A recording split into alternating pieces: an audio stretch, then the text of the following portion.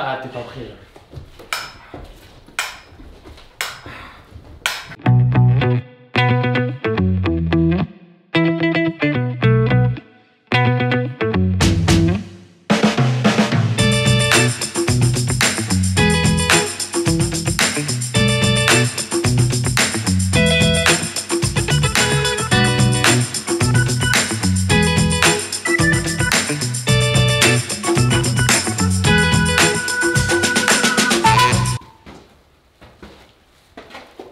Salut à tous, c'est la rentrée, c'est enfin la rentrée. Ça fait 3 mois que je n'ai pas parlé à une caméra. Et pour cette rentrée, on va rester en pays catalan. Il y a énormément de choses à voir en pays catalan.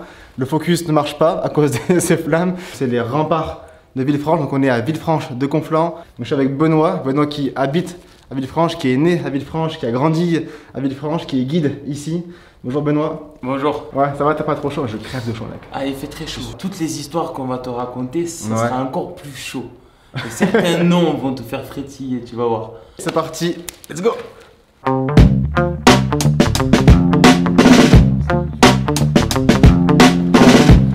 Ce village a été créé en 1092 par le comte Guillaume Raymond de Cerdagne. Et après, il a été fortifié au XVIIe siècle par Vauban. Et Napoléon III est venu ici aussi en 1850 et a apporté quelques modifications. Mec, c'est super étroit là. Combien à peu près? Moi je dirais 1 mètre. Je dirais 1 mètre aussi. 1 mètre. On avance dans... On voit rien du tout.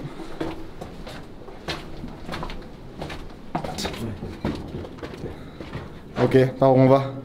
Là, on va... Gauche ou droite? Ici, à gauche. Ici. Ah, c'est un cul-de-sac? Il y a une porte? Oui.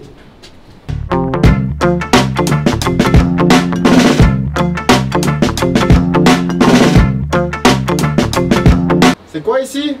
Une échauguette. Une échauguette? Oui. Une échauguette. Non, une échauguette.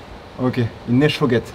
Alors, ça a été créé pour minimiser les angles morts, pour pouvoir vraiment surveiller chaque côté de la muraille. Dylan, je fais ma pause caca, s'il te plaît.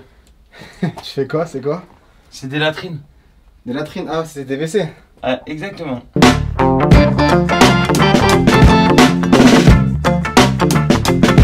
Et là, on est dans la tour du diable. Tout en dessous, il y a la sacristie de l'église. Le curé à l'époque disait que dès qu'on était là-dedans et qu'il y avait des affrontements, ça faisait un bruit de tous les diables. Non. C'est pour ça qu'ils ont appelé cet endroit comme ça. Yeah, ça filme.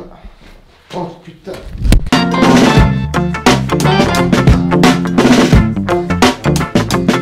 Ce qui s'est passé en 1613, c'est une histoire un peu comme ridicule. Il y a eu une grosse sécheresse et du coup, la ville de Perpignan a voulu récupérer des reliques à l'abbaye Saint-Martin du Canigou.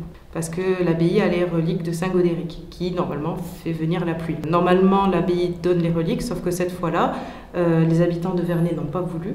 Et le viguier de Villefranche a fait mettre les reliques en sécurité derrière les remparts. En plus de ça, a un petit peu malmené la délégation de Perpignan qui était venue chercher les reliques. Et donc, Perpignan a levé ce qu'on appelle une main armée.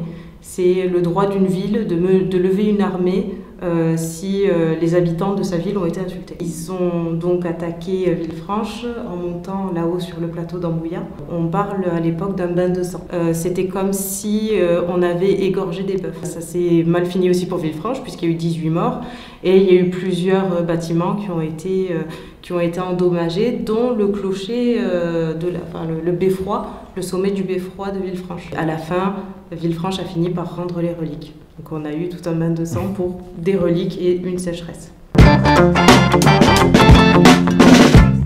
Et là, parce que les remparts inférieurs, c'est un peu le fondement du village.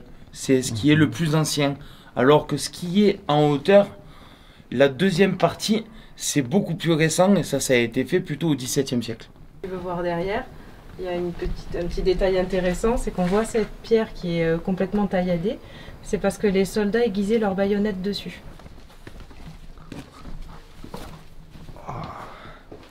Ah ouais, ça n'a rien à voir.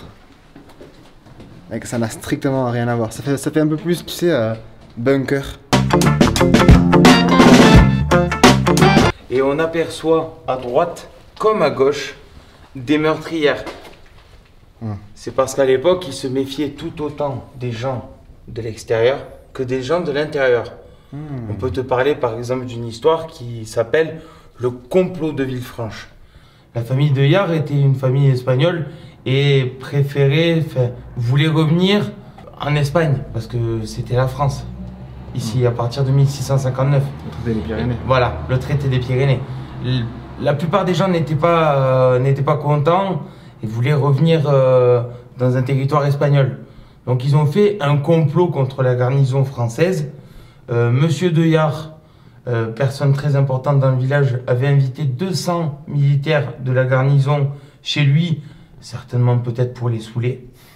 Alors que c'était pendant le jeudi saint où il se trimballait justement avec des flambeaux dans le village. Et tout un groupe d'Espagnols attendait pour descendre au village de la montagne pour venir en quelque sorte assiéger le village. Mais sa fille, la fille de Monsieur de Yard, Inès, était amoureuse d'un officier, d'un lieutenant.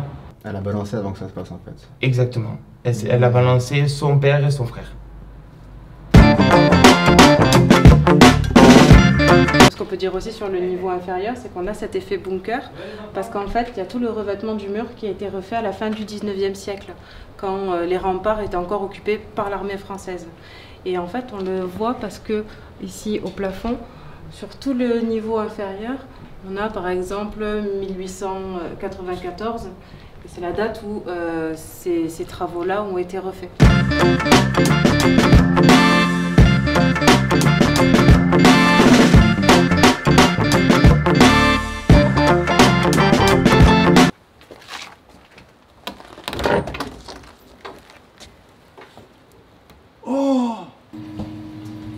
Ah bah c'est un bar. Oh putain! C'est un bar. Génial. Oh, toi t'as plus un casque pour aller dans les maisons et moi plus un casque pour aller dans les forêts. Il est à l'envers le tien. Non, il est à l'endroit. Ah non, il est à l'endroit ton mec. Bah vu que c'est un bar, tu me serviras pas une petite bière? Tu veux une bière? Une petite bière. Ouais, ça marche. Yeah. Ah tiens, hein. Montez.